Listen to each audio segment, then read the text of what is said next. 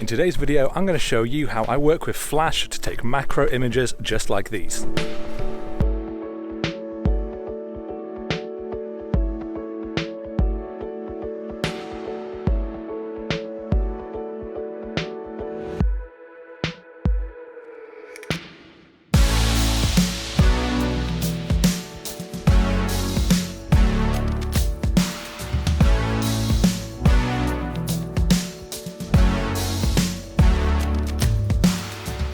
So I'm talking lighting in this week's video. Now light is of course everything in photography, but particularly applies to macro because it's often when you're out doing macro photos that you are looking in quite dark places, such as in dense trees, under some shrubs. In those circumstances, you need to bring in your own light. And I do that a lot in my macro photography, so that is what I'm going to take you through today. So I'm actually back in the Queen Elizabeth Forest Park, which is where I was in one of my recent macro videos. I've come back here because there is such great potential every step that you take. There is just amazing greenery everywhere, there's amazing plants, there's amazing fungus now that conditions are allowing them to come out a bit more. So I really thought it was worth coming back, spending a little bit more time exploring, keeping my eye out, and seeing if I can get anything as good, maybe even better than last time. So that's what I'm doing. Great thing is we're deep into autumn now, and it's been raining quite a bit in the past few days, which is a perfect storm for lots of funguses to grow. So that's definitely something that I'm looking out for as I'm walking along all the different forest trails. Definitely noticeable that there's so much more stuff around to see now that we've got a little deeper into autumn.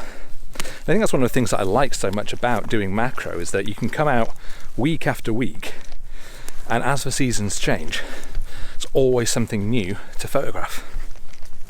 And of course, step one is still finding your subject, and that can be tricky when you come into such massive areas. So, as I said before, the thing to do is really to pick an area, pick one big space and really try and search around in that area rather than just wandering for mile upon mile just hoping that you'll find something, because once you start to really look close at a particular patch of ground, that's when you start to really find those tiny little photographs that you want to take.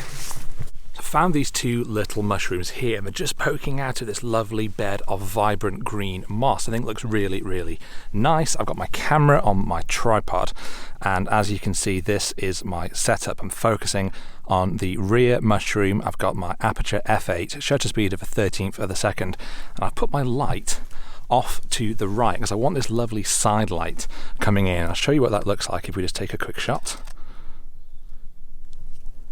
The great thing when you're working with light like this though, particularly when it's off camera, so now that we've got the scene set up and we know that we've got at least one shot that sort of works, you can then just grab the light and we can move it around. So I can maybe place it down here, firing sort of up at the mushrooms, hopefully creating a sort of underlight effect. Let's just see what that looks like. Again, focusing on that mushroom.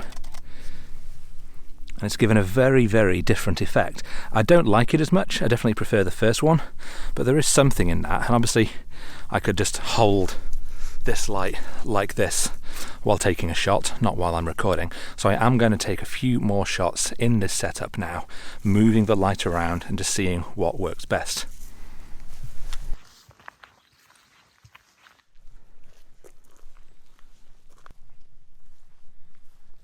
Just found these really great vibrant orange mushrooms in this clearing, but looks like they've been eaten away by birds or slugs or something, and so they're not looking particularly photogenic. But I think around this area generally there are a few more, so I'm hoping I can find one that's a little bit more intact and get a shot. Managed to find one that doesn't look completely destroyed, so I've set up my little scene here. I'm just balancing my camera on my backpack, and I've just put my light on the floor down here. If we just have a quick look at the back of camera, this is basically the composition that I'm going for. Now, I want to make sure that I'm capturing plenty of ambient light, all of the light in the forest. So that means I need a shutter speed of about 1/6 of a second. I'm at f9 for my aperture in order to make sure that the mushroom itself stays nice and sharp. But let's just take a look without the flash at what this shot looks like. So you can see it's very dark overall, and the mushroom does not stand out. It's very much in shadow. There's not any detail that you can really see on those gills underneath. So let's just go ahead and turn the light on. Well, turn my trigger on. And I'm at its lowest power pretty much, 128 power. Let's focus again, manually, not manually, autofocus on the mushroom, adjust the shot. And there is our shot, this time with that flash, and you can see the huge amount of difference that it makes to bring your own light into a scene.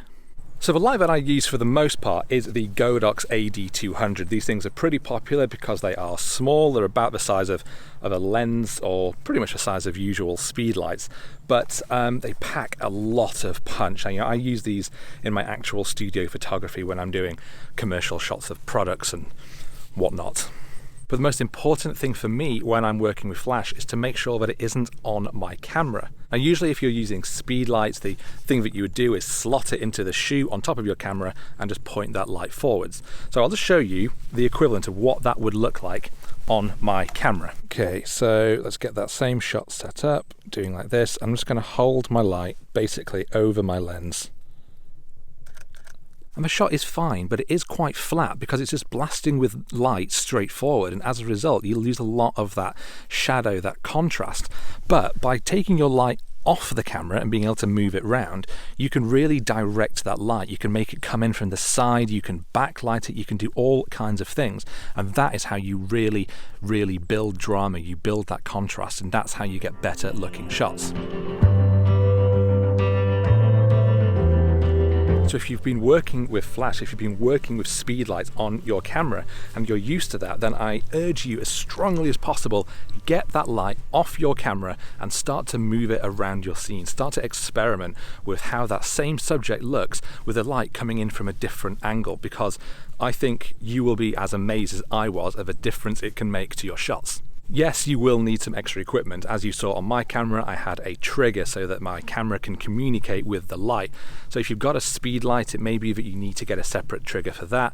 Or if you want to do it on the cheap, you can just get a cable, a regular flash cable that will connect to your camera and to your flash, and that will do the job perfectly well. Now, the eagle-eyed among you as well will have noticed that I've got this big orb on the front of it. Now, this is a Magmod mag sphere, and this is just connected with magnets. It comes off like this, but what it basically does is turn this quite small light source into a slightly bigger one, and so doing it creates softer light. Now, it's important to remember that light is light, and if you're just shooting bare bulb from your light just like this, then this will look exactly the same as any other speed light. It's about how you modify that light that's going to make it softer, and that is going to change the quality of the light in your photos. So by putting this on the front, I can control that light a little bit more. I can allow it to spread around more, create a softer look to my images with less harsh shadows.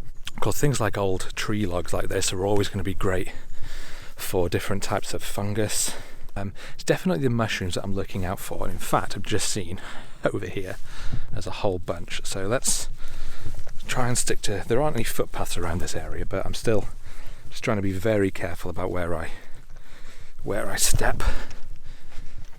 But look down here, we've got loads more little mushrooms around.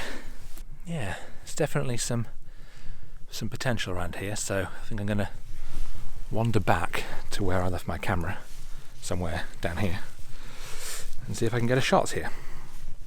So I'm back at this little scene and I've got this shot set up, as you can see. So let's just talk a little bit about flash settings. So for this kind of scene, there's actually a couple of ways that I could go about this. It's actually got quite a lot of light falling on this, and so if I just say, take my exposure to 20th of a second, tap to focus, it's actually a little bright.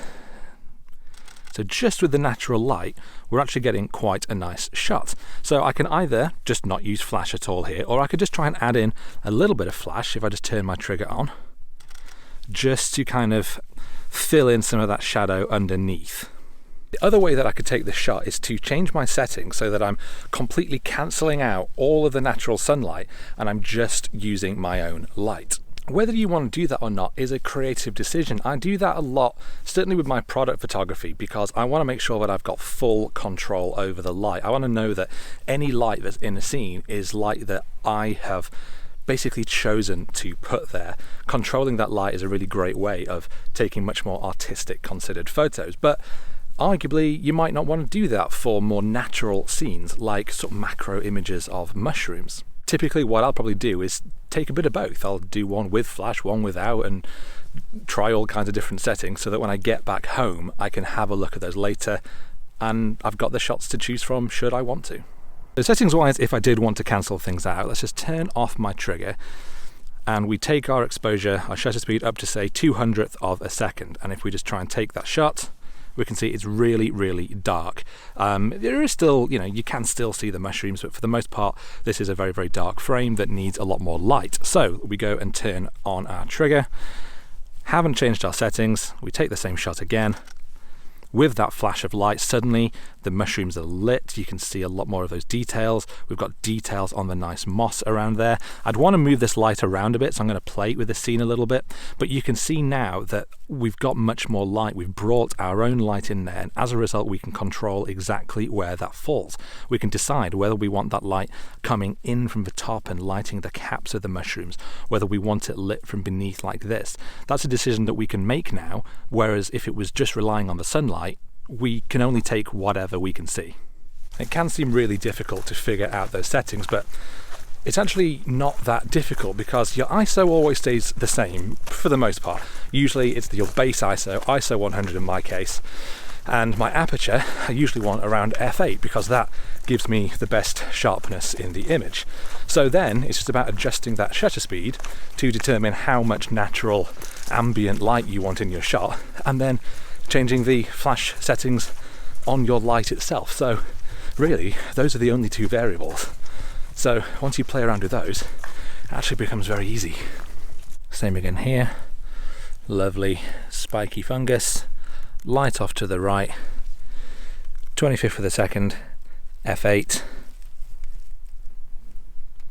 Working with light can be a bit of a minefield. There are so many different techniques, so many different little bits of equipment, like those MagMod adapters that I've shown. So it can seem quite daunting, but the thing is like anything, it's a learning curve. And once you start getting used to it, once you start learning some of those basic techniques, you'll quickly find that you start learning more and more, and then you start taking even better shots. And of course, that learning experience is all part of the fun of taking photos. That's why we come out here. That's why we try again and again to get better shots, because it's fun to try and learn more. It's fun to try and use new techniques to take new, better photos. But it is important to remember that there is no right or wrong way to do this. Well, it's not exactly true. If you completely overexpose a photo so it's white, that's wrong. But in terms of how your light looks in your image, that is an artistic decision that only you can make. And so get that light, get it off your camera, move it around, play around with the scene, and just try it out.